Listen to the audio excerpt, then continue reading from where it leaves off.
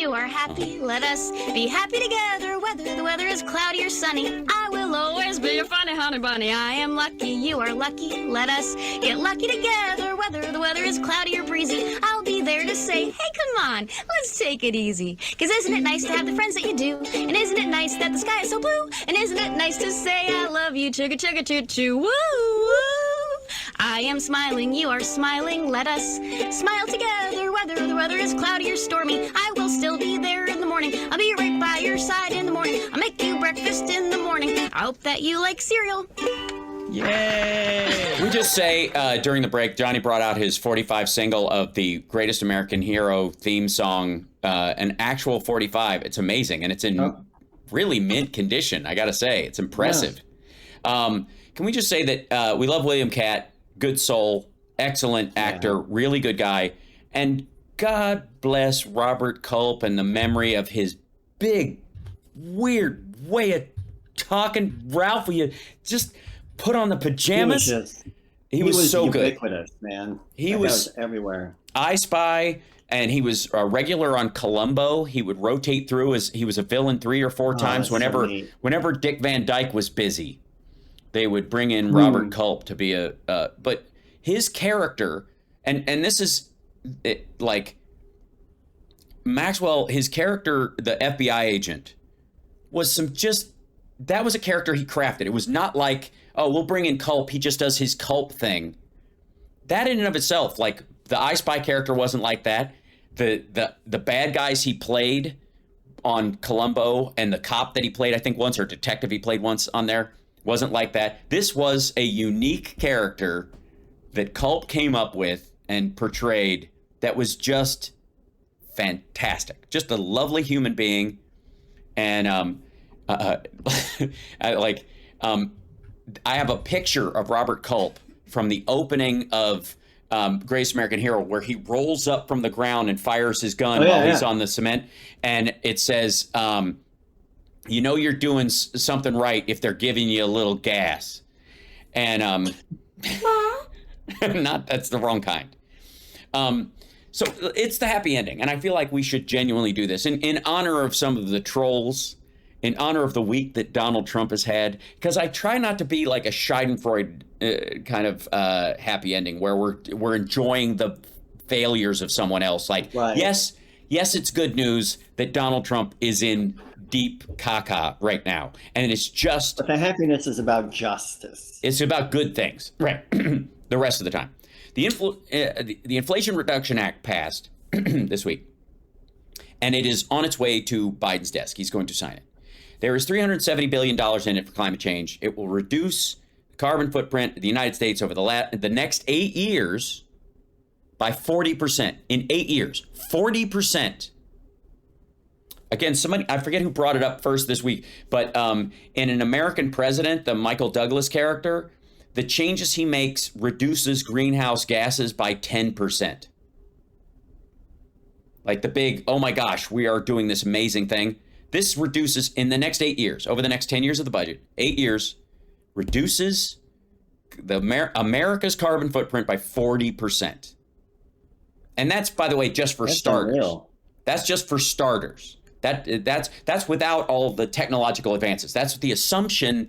That's assuming based on presently available technology. That's not what the changes that will come in the next 5 years, much less 10. So let's start there. The other one is that billion-dollar companies, multi-billion-dollar companies, the biggest of the big, will now have to pay a 15% minimum tax, which is part of something that Janet Yellen has been working out all over the world to get every major company so that they can't just, if one country tries to do a minimum tax, they just run off to another country. All the EU countries, Ireland and Scotland and Great Britain in general, they've all gathered together with us and Canada and said 15% minimum tax. If you want to be in our country and you want to have all the protections that come with it, which is the crucial part, because they don't pay a fee for like intellectual property protection.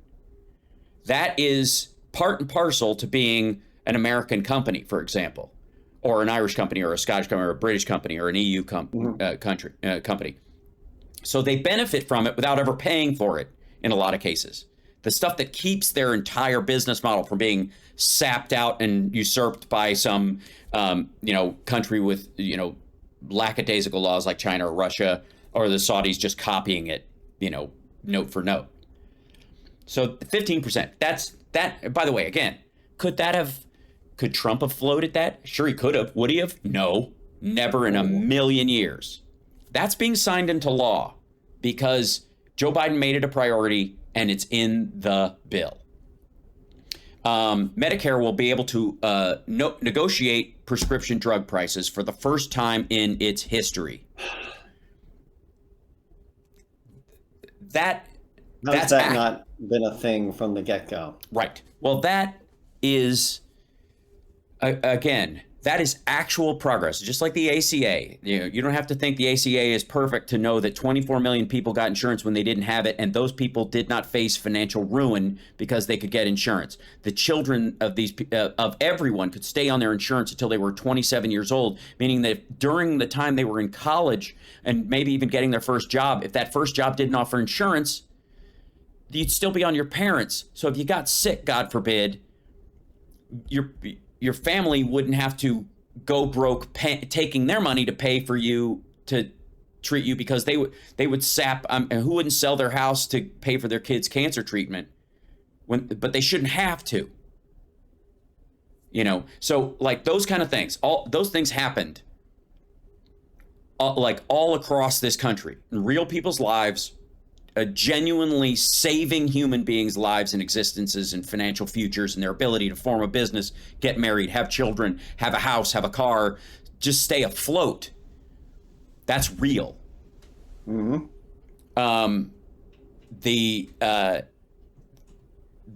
$300 billion over the coming decade for a series of pay-fors, meaning that in the budget is money allocated that if we need to, for emergency funds and that kind of stuff, for a flood zone or something like that, there's elements in this that they can take from that money. It's already paid for. They don't have to ask Rand Paul, who is all for federal assistance for Kentucky, but the hell with New Jersey or Louisiana or the Panhandle or whatever when stuff happens down there. Why should we always be bailing these people out if they get hit by a storm, or screw Kansas all of a sudden? There's already pay-fors in there that will basically re-up in the budgetary process. That tank will be refilled. If it's not needed, it will fund further funds in the future. Now, I've said before, the seeds of the infrastructure bank were in the infrastructure bill. That is an enormity. That is on the scale, I would like to say for the record, that is on the same scale as Medicare being able to negotiate prescription prices. That is a sea change in how the federal government finances things that are necessary to the livelihoods of citizens. So what do you make of the stance of the Republicans that these bills were poison pills for them to vote on, so they could not vote to approve them? Garbage. None of that is true. The only reason they didn't vote for them is because they have a D next to them in their design, and a good portion of them, if they even tried, the MAGA supporters would have their head on a pike, figuratively, I suppose. I hope only figuratively. If they went the way, if they went halfway, and look at the people who came on board for this bill, for the CHIPS Act. About I think 6 crossed over to pass the CHIPS Act. Again, that could have passed with reconciliation because it's a budgetary allocation. It's how the government spends money on a specific thing in terms of grants and money going out, as opposed to policy like there's a law that you have to provide your private employees with a wage or with a certain standard. That's a policy thing. The government doesn't pay you to pay your company, your employees $15 an hour. It insists that you do. And therefore, that more people have to have a say in that change and participate in that change as a policy in a democracy. It makes sense. Some of these things, you know, obviously you've got 68% of people who are for it, but their representatives all of a sudden, for some odd reason, just vote against it, even though their own constituents like it because of who they're beholden to or whatever. But in the case of like $15 minimum wage, that is a policy change in a law, and it cannot be done with reconciliation because, again, the government does not make up the slack. The government doesn't say, if you can only afford to pay your employees $8, we'll pay the other $7. Right? That's not how it works. So that's why you can't do it with reconciliation. That's why putting it in a reconciliation bill would kill it. That's why everything that Bernie Sanders tried to add to the Inflation Reduction Act this week was voted down 99-1 or 98-1 with somebody standing out. It's because all of it would have made the bill go away. Not a single Democrat, even if they like those things or want those things, could include them in the infrastructure or the Inflation Reduction Act. I keep doing that. It could not include them because then you couldn't pass it with reconciliation. Right. That's why.